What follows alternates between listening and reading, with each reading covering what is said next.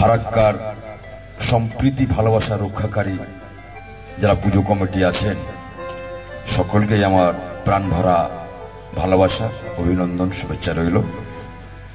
এই মঞ্চ পরিচালনা করছেন আজকের পিস মিটিংয়ের, এবং আমাদের পুজো কমিটিগুলোকে চেক ডিস্ট্রিবিউট করা হবে। আমাদের ফারাক্কা থানার আইসি সাহেব উপস্থিত আছে, আমাদের অ্যাডিশনাল এসপি, আমাদের এসডিপিও সাহেব, ফায়ারের ওসি সাহেব, ফাঁড়ির ওসি সাহেব এবং আমাদের জয়েন্ট বিডিও সাহেব, সর্বধর্মীয় অল পলিটিক্যাল পার্টি। আমরা প্রত্যেক বছরের ন্যায় এই বছরও আলোচনা সাপেক্ষে এসএম ইলেকট্রিক ডিপার্টমেন্ট নিয়ে কথা বলেছেন, কিভাবে আপনাকে সংযোগ রাখতে হবে। আমাদের ফায়ারের ওসি উনি ওনার ডিপার্টমেন্ট নিয়ে কথা বলেছেন। আমাদের আইন শৃঙ্খলা যারা রক্ষা করেন, পুলিশ প্রশাসন, তারা তাদের মতো করে কথা বলেছেন। আমরা কি বলি, আমরা পরিবার নিয়ে উৎসবের জামা কাপড় নিয়ে মেতে উঠি। কার বাড়ি যাব নকশা তৈরি করি, খালার বাড়ি, মাসির বাড়ি, পিসির বাড়ি, কাকার বাড়ি, অমুক বাড়ি, এই নিয়ে আমরা মাতোয়ার হয়ে থাকি। পুলিশ প্রশাসন, ফায়ার ব্রিগেড, যারা আমলা দায়িত্বশীল ব্যক্তি, তাদেরও পরিবার পরিজন আছে। এদের মনটা ধুক ধুক ধুক, কখন পুজো বের হবে, টেনশন থাকে। তো এতগুলো কথা বলার পরে আমরা যদি সুনাগরিকের পরিচয় না দিতে পারি, তাহলে আমরা সম্পূর্ণ ব্যর্থ। আজকে ডিজের কথাটা বলতে কেন হবে? আমি সুস্থ মানুষ, কতগুলো রাস্তায় ডিজে বাজায়, তা আমার মনে হচ্ছে যে 10 মিনিট তো দূরের কথা, 5-7 মিনিট থাকলেই ধ্যান করে পড়ে যাবো। ববিদাকে যেরকম আমি বলি কি সবসময় সতর্ক, মানে একটা চেয়ার নয় ভাই, ডবল চেয়ার লাগবে। তো ডবল চেয়ার আছে, পাঁচিয়েতে রাখতে হবে। রাজনীতির মঞ্চ তো আলাদা আছে, যা আছে আছে। পাশির দাগও বললাম, পাশে ধরে থাকেন। আরে মানে ধরে রাখা মানে কি, মানে এই আমাদের প্রোগ্রাম চলা অবধি ধরে রাখতে বললাম, অন্য কিছু নেবেন না। তো যাই হোক, আমি একটা বারবার বলে আসছি যে আমাদের পুজো মণ্ডপগুলোকে যারা আমরা কর্মকর্তা আছি এবং পুলিশ প্রশাসনকে, আমি মিটিংয়েও বলেছিলাম জঙ্গিপুরে যে আমাদের এসপি অফিসে যে মিটিংটা হয়েছিল, একটা জায়গাতে মোটামুটি 2-2.5 কিলোমিটারের মধ্যে যারা আশেপাশের যে পুজো মণ্ডপগুলো আছে, একটা গান্ধীঘাট বা এখানে এলসিডি ঘাটের এখানে যদি একসাথে করা যায়, তাহলে আমি অন্তত পক্ষে এই নিউ ফারাক্কা মোড় থেকে নিয়ে লাইটিং ফাইটিং করে সমস্ত রকমের ব্যবস্থা করে একটা চোখে ধরার মতো আনন্দ উৎসব করার মতন হাজার হাজার দোকান টোকান বসবে, লাইটিং ফাইটিং হবে।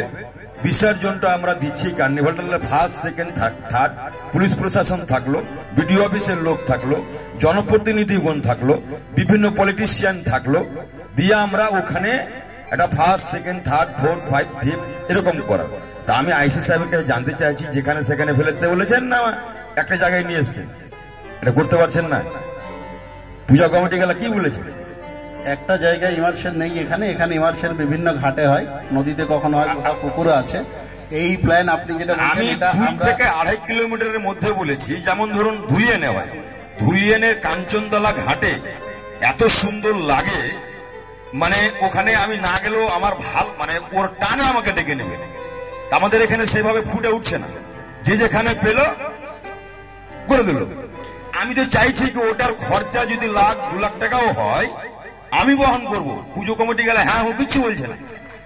আমি প্রত্যেকটা পুজো কমিটিকে বলছি, যেখানে আপনার 2 গাড়ি ডাস্ট লাগবে, 80টা পুজো কমিটি আছে, যদি 80 দুগুণে 160 গাড়ি ডাস্ট লাগে করতে হবে। আনন্দ মানে কি, আমরা মুখে বলবো হ্যাঁ ধর্ম যার যার, উৎসব সবার, সেই সময় তো আমার 5,000 টাকার দামের জুতাটা ভিজে যাবে, নোংরা হয়ে যাবে, আমি ড্রেসটা নতুন পরলাম, নোংরা হয়ে যাবে। তো আমি চাইছি, কিন্তু লোক চাইছে না। এটা কি ধরনের কথা? এখনো সময় আছে, রুট আপনাকে দিয়েছে, কেউ যদি চায় আমাদের, আমি তো ফারাক্কার চাইবো, মানে সর্বোপরি সর্বদিক দিয়ে কি আমাদের পুজো কমিটিগুলো ভালো আছে, বাইরে থেকে লোক আসুক, দেখুক, লাইটিং দেখুক, আমাদের পরিকাঠামো দেখবে, তাহলে আমরা কি করব? আপনাদেরও কাজটা কিন্তু কম হবে, এটা কিন্তু মাথায় রাখবেন। পুলিশ প্রশাসন বলছেন আমাদের ম্যান পাওয়ার কম আছে, ওখানে কিন্তু ম্যান পাওয়ার কম দিলেও 50টা পূজা বা 30টা পূজা যদি এক জায়গাতে করতে পারি, তাহলে বিভিন্ন জায়গাতে যে আপনাদের পুলিশ ফোর্স লাগছে সেগুলো কিন্তু কম লাগবে, আর একটু কি হবে, জাঁকজমক লাগবে, ভালো লাগবে। এটাই আমার অনুরোধ ছিল। আপনারা পুজো কমিটি যদি মনে করেন, তাহলে আমি যে লাইটিং এর ব্যবস্থা করতে হবে, ঘাটে প্রতিমা মা দুর্গাকে নামানোর জন্য লোক, নৌকো, জেনারেটর, লাইট, যা যা লাগবে আর কি, তাতে কি হয় জানেন, কিছু যারা গরিব দুস্থ অসহায় মানুষ ওই যে কি তেলে ভাজা করে, হ্যান ত্যান করে, আরে পুজোটা মানে কি, পুজোটা সঙ্গে অনেকগুলো লোক জড়িয়ে আছে।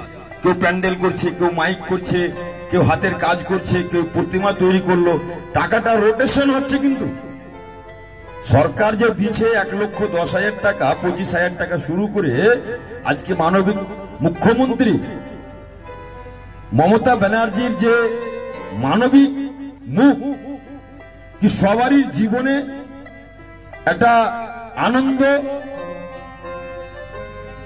ফুটে উঠুক, উৎসবটা উৎসবের মতো করে হোক, একটা সাপোর্ট। আমরা তো আগে পূজা করেছি, কিন্তু 1,10,000 টাকা মানবিক মুখ্যমন্ত্রী আমাদের দিচ্ছেন, রাজ্য সরকার দিচ্ছে, এটা কম বড় কথা না, এটা একটা বিশাল আকারের পাওনা। তো আমরা কতগুলো পুজো মণ্ডপ দেখি আর কি, রাজ্য সরকার যে টাকাটা দিয়েছে তার থেকে অর্ধেক বাজেটও কিন্তু করেছে আর কি। আর কতগুলো পুজো আছে ওর 10 লাখ টাকা দিলেও মানে 1,10,000 হবে না, আরো 5-7 লাখ 10 লাখ লাগিয়ে করছে, বিভিন্ন শহরে আরো বড় বড় করছে আর কি। তো এগুলো 5টা মণ্ডপ যে আমরা যাই বউ বাচ্চা নিয়ে, পরিবার নিয়ে দেখার জন্য যাই আর কি। তা আমি অনুরোধ থাকলো, আমাদের অ্যাডিশনাল এসপি সাহেব আছেন, আমাদের এসডিপিও সাহেব আছেন, আইসি সাহেব আছেন, আপনারই কাজ একটু হালকা করে দেওয়ার আমি কাজ করছি আর কি। এক জায়গাতে হলে যেখানে 50টা ফোর্স লাগবে সেখানে 20টা ফোর্সে কিন্তু আপনার কাজটা উঠে যাবে। আমি বলবো আইসি সাহেবকে এবং পুজো কমিটিগুলোকে, আপনারা আপনাদের এলাকার জনপ্রতিনিধি যারা আছে তাদেরকে আপনারা ব্যবহার করুন, যেন আমাদের ফারাক্কার সম্প্রীতি, সম্পর্ক, ঐক্য, সৌহার্দ্য, ভালোবাসা যেন বজায় থাকে।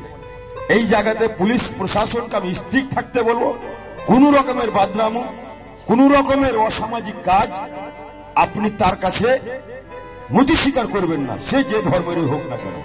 ফেস্টিভ্যালটাকে ফেস্টিভ্যাল করতে, কারণ দেখুন উনারাও মানুষ, উনাদেরও বউ বাচ্চা আছে, কিন্তু ওদের কোনো ছুটি নাই। আমরা এই দর্শন করার পরে দার্জিলিং এর হয়তো ট্যুর করে রেখেছি, কাশ্মীরের ট্যুর করে রেখেছি, এরকম একটা ব্যাপার থাকে।